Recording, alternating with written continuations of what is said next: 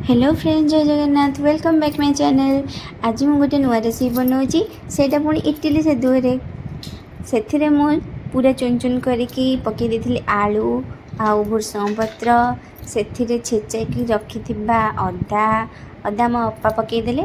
तापर मुझे कंचा लंका छेचिकी भी पकई देती। तापर मुझे चुन चुन करके काटिकी पकई देती धनिया पत्र पर से पियाज पकई सारापर से दुआ को पूरा धीरे धीरे स्लो मोशन में पकईली। के भल देखा ना, जी आप खाइबे से लुण भी पकई देते स्वाद अनुसार। तापर ताको आम अपा पूरा मिक्स करदे पूरा बहुत भल भाव। एबे देखो से केते सुंदर से मिक्स कर देछन। तापर मु तावा बसैकी गैस लगेकी से पूरा तेलटा टिके पकईकी चारिआडे पूरा घांटी देली।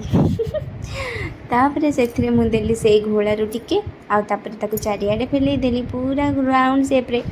तापर मुझे लंका गुंड छीचि केते सुंदर देखा जाउची।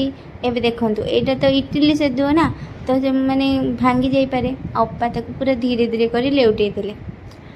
देख केते सुंदर लेउटेई देछन। मु हेतले तो खंड खंड कर दै थांती। तापर आमे ताकू पिज्जा शेप्रे काटी दबा। काट सारा पर मुझे सर्व कली गोटे प्लेट्रे। तापर मो प्लेटा को लेकिन चली आम नन्ना पाखक। नन्ना आसते संध्या बेले तो कौन खाइबे होते मुझे यहाँ करदेली। यहाँ करके दे दो आम झी आसी कहले कि मत दियो बाबा मत दियो। तो आम नन्ना टिके खुआ खुआ से पूरा गरम थिला, तो पार्टी पूरा तातीगला। तापर सी खाइले मुझे पचारि केमती है।